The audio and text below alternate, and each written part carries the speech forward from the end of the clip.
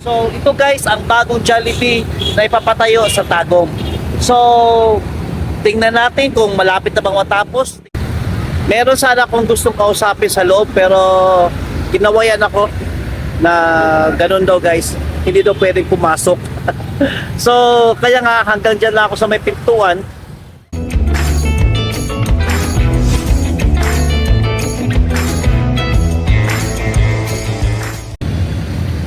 Magandang hapon guys and welcome to Dance Travel. Narito tayo ngayon sa highway guys. Sa likuran ko, kung makikita ninyo, klarong-klaro ang Jollibee na logo. So ito guys, ang bagong Jollibee na ipapatayo sa Tagum. So tingnan natin kung malapit na bang matapos. Tingnan natin kung malaki ba sa loob. So guys, samahan niyo ako at papasyalan natin.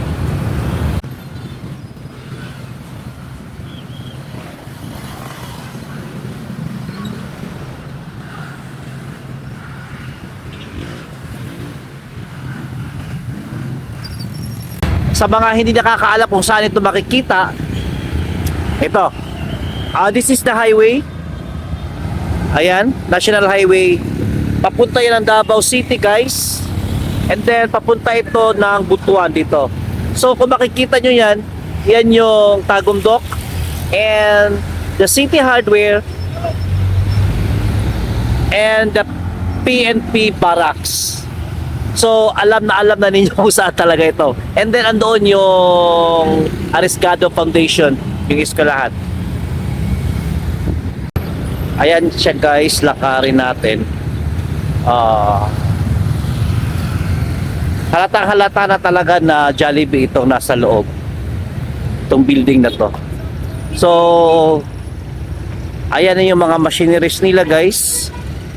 Yan, para sa buhos. Ayan yung building, hindi na tayo pwedeng pumasok. Ayan mga laborers. Yan, hi daw. So, ayan guys. Buti bukas pero kumakaway sila na hindi na ako pwedeng pumasok. Kaya hanggang dito na lang tayo.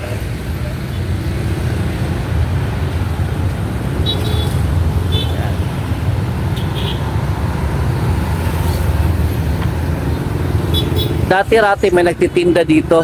So umurong na sila doon. Ayan guys. Ang daming pinapatayong building ngayon dito sa Tagum City.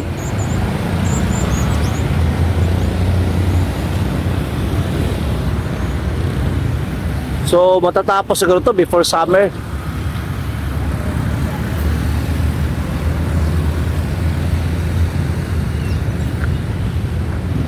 Itong Jollibee dito, makiklik talaga ito kasi maraming tumadaan dito. Ayan yung PNP Barracks. So, maraming mga estudyante dito guys na dumadaan. Dati-rate, ito sila, tindahan, dito yan sila, nakahilera. Hanggang doon sa may City Hardware. Eh ngayon dahil may construction, umurong sila doon.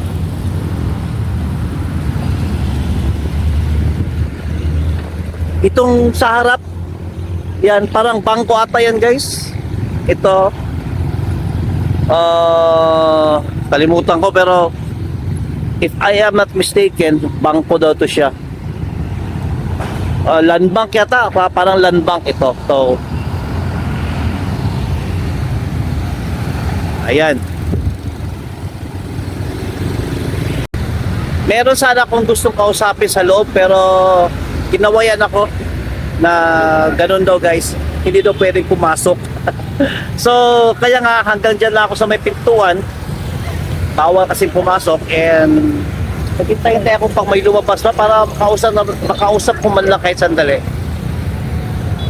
Pero wala man, balikan natin to, yung malapit na matapos at saka yung wala na yung mga parang bako dito, yung malapit na matapos guys, balikan natin.